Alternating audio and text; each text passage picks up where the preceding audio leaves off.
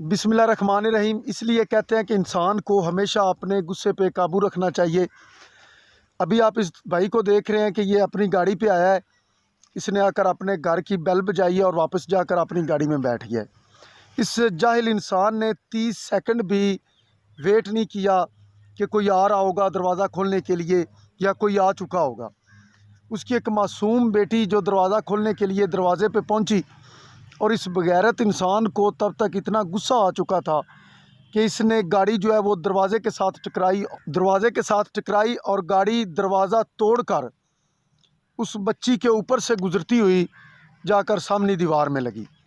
अभी खुशकिस्मती के साथ अगर वो बच्ची की जान बच भी गई है तो इस बगैरत इंसान को ये सबक ज़रूर मिल गया होगा कि इंसान को अपने गुस्से पे काबू रखना चाहिए। और अगर उस बच्ची की जान चली गई है तो इस जाहिल इंसान के लिए अभी सारी ज़िंदगी का पछतावा है, इसके अलावा और कुछ नहीं है। इसी तरह से आपका 1 मिनट का गुस्सा, आपकी 1 मिनट की गलती, एक छोटी सी गलती हमेशा के लिए आपकी सारी ज़िंदगी का पछतावा बन सकती है। अपने गुस्से पे काबू रखें, इंतज़ार करना सीखें, वेट करना सीखें, अपने आप पे कंट्रोल करना सीखें।